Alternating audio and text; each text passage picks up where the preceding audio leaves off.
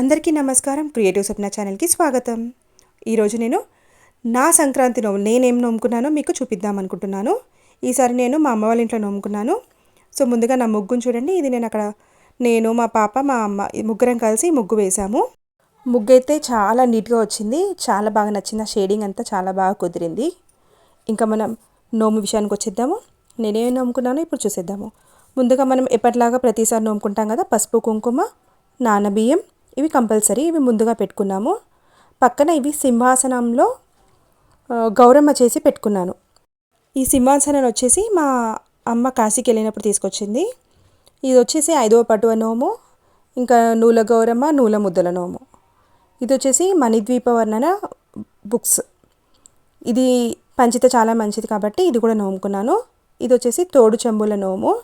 నాకు అన్నదమ్ములు 2 ఉన్నారు కదా, సో వాళ్ళ కోసం తోడు చెంబుల నోము. ఇది వచ్చేసి లవకుశల నోము. ఇది నాకు 2 కవల అబ్బాయిలు ఉన్నారు, కవల పిల్లలు కదా, సో వాళ్ళ కోసం లవకుశ నోము నోముకున్నాను. ఇది వచ్చేసి చిన్న బకెట్ల నోము. చిన్నదంటే పర్లేదు, బాగానే ఉన్నాయి సైజు, చాలా నచ్చాయి మోడల్. సో దానిలో ఏం వేసుకోలేదు, జస్ట్ అలాగే పెట్టుకొని నోముకున్నాను. ఎవరికైనా ఇచ్చినా యూజ్ అవుతుంది కదా అని అది నోముకున్నాను. ఇంకా మిగతాయి మా అమ్మ నోముకుంది, మా అమ్మాయి నోముకుంది. సో అవి కూడా నేను మీకు చూపిస్తున్నాను. ఇది కూడా సింహాసనంలో అన్నపూర్ణాదేవి విగ్రహాలు పెట్టుకొని మా అమ్మ నోముకుంది. దానిలో కొంచెం బియ్యం పోసేసుకొని అన్నపూర్ణాదేవి విగ్రహం పెట్టుకుంది. ఇది డమరుకాలు.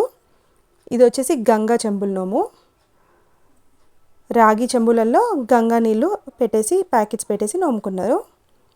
అది పల్లీల ముద్దల నోము.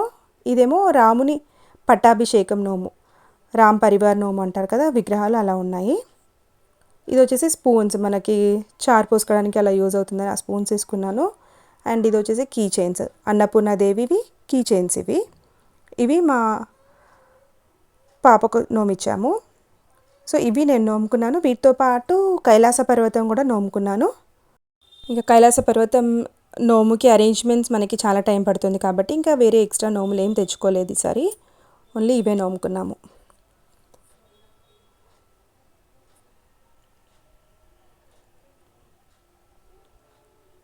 సో ఇది కైలాస పర్వతం నోము అరేంజ్మెంట్ ఇలా చేసుకున్నాము. నేను మా అమ్మ ఇద్దరం నోముకున్నాము. సో ఇద్దరం ఇలా వేసుకొని ఇలా అరేంజ్ చేసేసుకొని ఇద్దరం కూర్చొని నోముకున్నాము.